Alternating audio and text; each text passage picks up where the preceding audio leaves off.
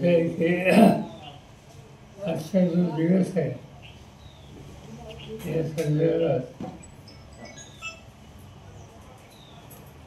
राष्ट्रवादी काँग्रेस पक्षाचे महाराष्ट्राचे अध्यक्ष शशिकांत शिंदे त्यांच्या सगळ्या संघटनेच्या सहकार्याने बसून एक निर्णय घेतला आणि तो निर्णय की आजचा दिवस दिवाळी साजरी करायची नाही.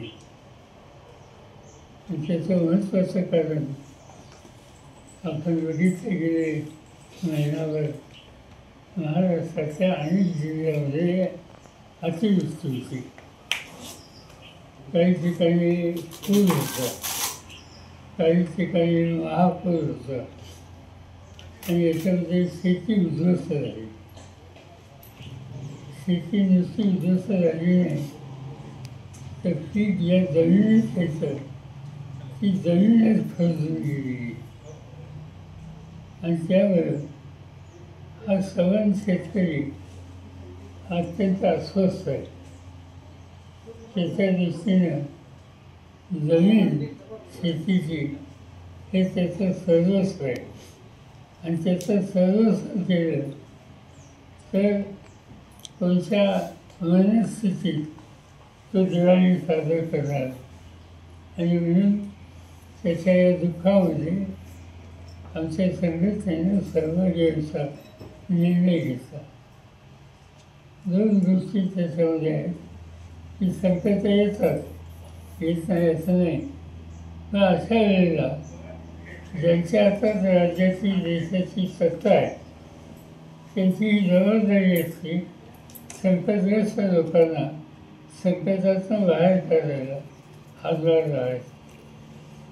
आता राज्य सरकारने काही चोखली रक्कम काही लोकांना जाहीर केली, पण नुकसानीचं स्वरूप हे बघितल्याच्यानंतर या चोखली रकमेचा उपयोग त्याला पुन्हा उभं करण्यासाठी होईल असं त्यांना वाटत नाही आणि त्यामुळे राज्य सरकारवर सुद्धा हा संकटग्रस्त नाराज आहे.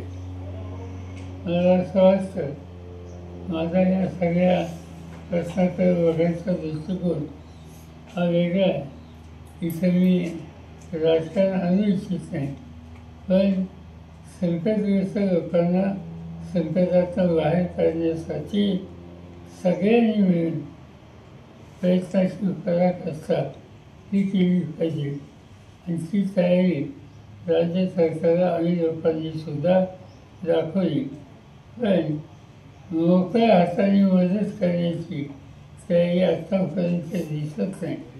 त्यामुळं नाईलाजानं आजचा दिवस साजरा करायचा नाही असा निर्णय आमच्या संघटनेला घ्यायला लागला.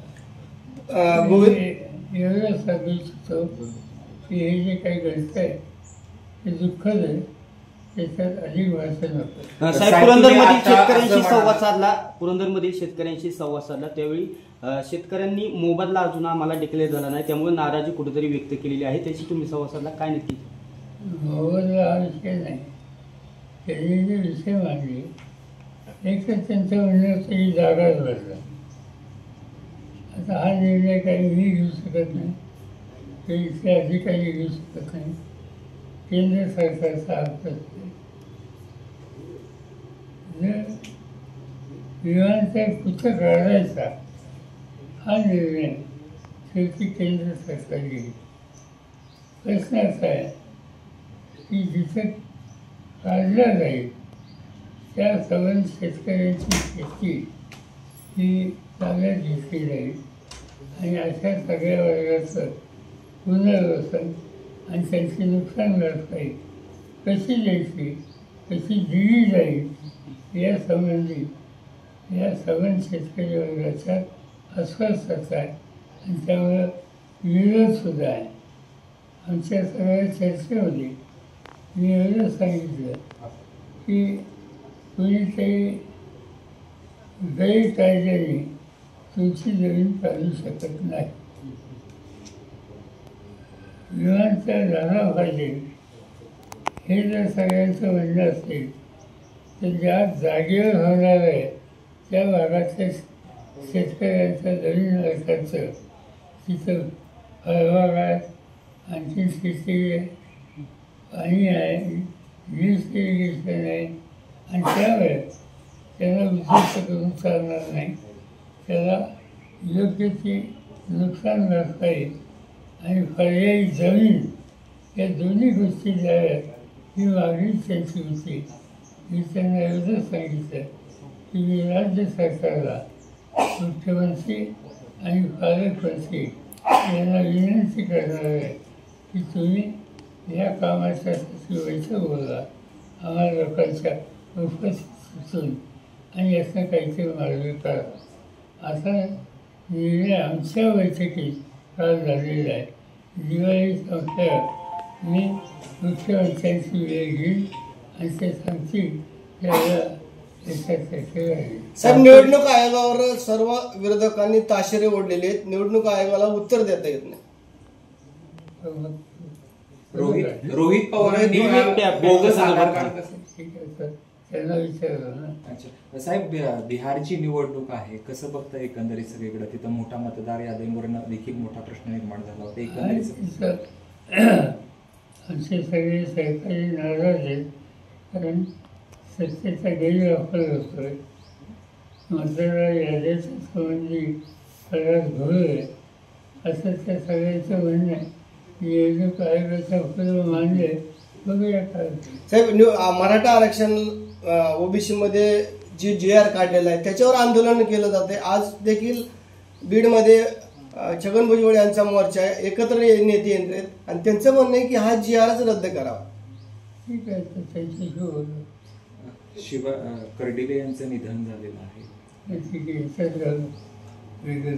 साहेब, रशियाकडून तेल खरेदी कर जीवन काम करणारे असा त्यांचा परिचय होता.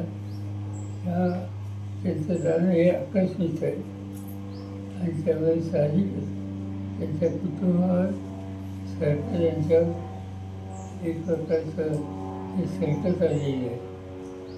अजून या संकटाला तोंड द्यायला त्यांना शक्ती देईल अशी अपेक्षा सर्वांना जायची.